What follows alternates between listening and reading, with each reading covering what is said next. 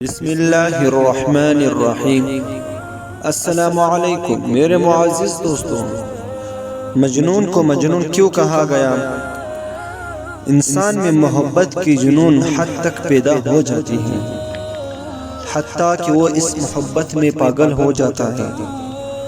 عرب میں قیس نامی ایک آدمی تھا، اس کو کسی خاتون سے تعلق ہو گیا، اگرچہ وہ خاتون رات کی طرح کالی تھی اور اس کے ماں باپ نے بھی اس کا نام لیلا رکھ دیا تھا، لیکن قیس اس کی محبت میں دیوانہ ہو گیا۔ سیدنا حسن رضی اللہ تعالی عنہ کی خلافت کا زمانہ تھا۔ سیدنا حسن رضی اللہ تعالی عنہ اور سیدنا امیر معاویہ رضی اللہ تعالی عنہ کی آپس میں صلح ہوئی۔ سیدنا حسن رضی اللہ تعالی عنہ نے سیدنا امیر معاویہ رضی اللہ تعالی عنہ کے حق میں خلافت سے دستبرداری کا اعلان کیا۔ اگلے دن سیدنا حسن رضی اللہ تعالی عنہ جا رہے تھے کہ رستے میں ان کو قیس مل گیا، اس کو سلام کیا۔ پھر سیدنا حسن رضی اللہ تعالی عنہ نے فرمایا، قیس، یہ میں نے اچھا کیا ہے نا کہ میں نے حکومت انہی کے سپرد کر دی ہے جو اس کے زیادہ اہل تھے۔ قیس خاموش رہا۔ انہوں نے پھر پوچھا، قیس، تم جواب کیوں نہیں دیتے؟ قیس کہنے لگا، جی سچی بات تو یہ ہے کہ حکومت لیلا کو سجتی ہے۔ یہ سن کر سیدنا حسن رضی اللہ تعالی عنہ نے فرمایا، انت مجنون، تو پاگل ہے۔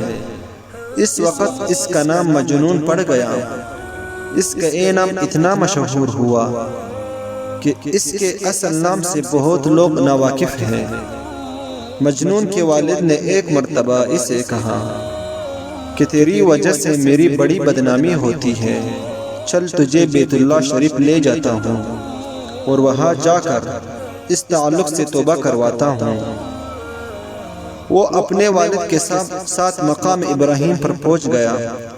وہاں کھڑے ہو کر اس کے والد نے اسے کہا کہ اب دعا کرو کہ اے اللہ، میں لیلا کی محبت سے توبہ کرتا ہوں۔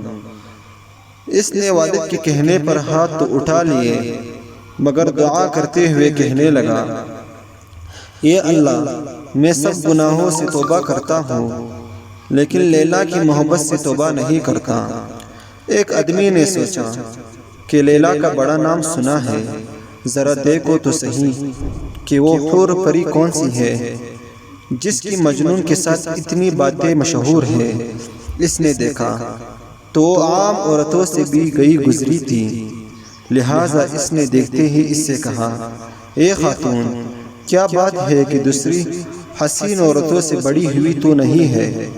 وہ کہنے لگی، اس نے کہا، تو چپ ہو جا کیونکہ تو مجنون نہیں ہے، یعنی اگر تو مجنون کی نظر سے دیکھے گا تو ساری دنیا کی حسین عورتوں سے زیادہ میں تجھے حسین نظر آؤں گی۔ ایسی محبت کو محبت نہیں کہتے بلکہ پاگل پن کہتے ہیں۔